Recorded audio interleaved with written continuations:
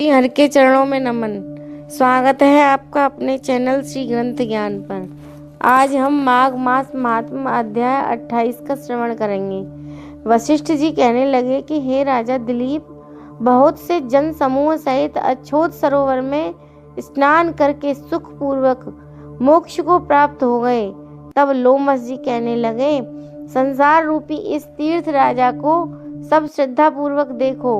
यहाँ पर 33 करोड़ देवता आकर आनंद पूर्वक रहते हैं। यह अक्षय वट है जिनकी जड़ें पाताल तक गई हैं, और मार्कंड ऋषि प्रलय के समय भगवान इसी अक्षय वट का आश्रय लेते हैं। यही शिव जी की प्रिय भगवती भगीरथी है जिनकी सिद्ध लोग सेवा करते हैं। यह गंगा स्वर्ग के हेतु पाताल है।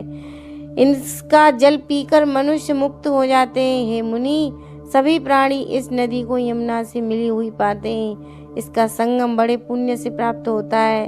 इसके स्नान से जन्म मृत्यु रूपी दावानल से कोई नहीं तपता, परंतु ज्ञान प्राप्त करके मुक्त हो जाता है। यहाँ पर स्नान करने से सभी प्राणी बिना ज्ञान के भी मुक्त हो जाते हैं। इसीलिए ब्रह्मा जी ने यहाँ यज्ञ करने की इच्छा की है। इसी संगम में भगवान विष्णु ने स्त्री प्राप्ति की इच्छा से स्नान करके लक्ष्मी जी को प्राप्त किया।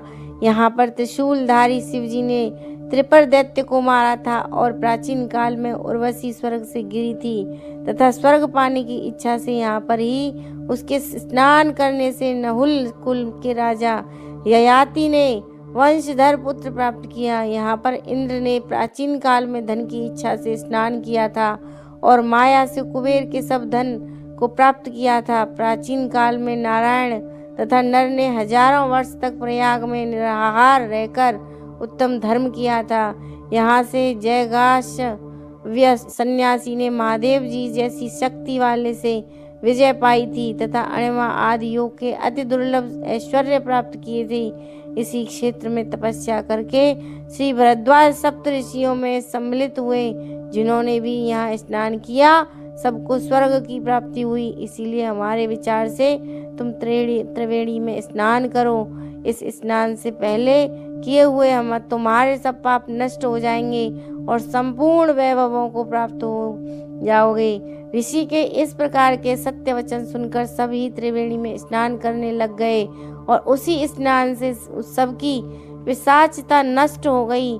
साप से विमुक्त होकर उन्होंने अपना शरीर धारण कर लिया।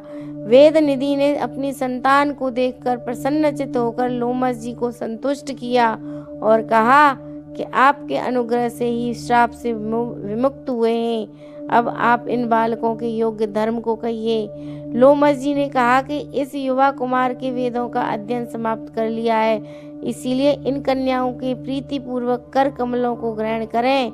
तब लोमस जी तथा अपने पिताजी की आज्ञा से इस ब्रह्मचारी ने 5 कन्याओं के विवाह किए। इन कन्याओं के सब मनोरथ पूर्ण हुए। जिसके घर में लिखा हुआ यह महात्मा पूजा जाता है, वह नारायण ही पूजे जाते हैं। पुष्कर तीर्थ में, प्रयाग में, गंगा सागर में, देवालय में, कुरुक्षेत्र में तथा विशेष करके काशी में इसका पाठ अवश्य करना चाहिए। पुष्कर तीर्थ में ग्रहण के अवसर पर इसके पाठ का दुगना फल मिलता है और मरने पर वैष्णव पद को प्राप्त होता है। माघ मास महात्मा अध्याय 28 समाप्त। हरे कृष्ण।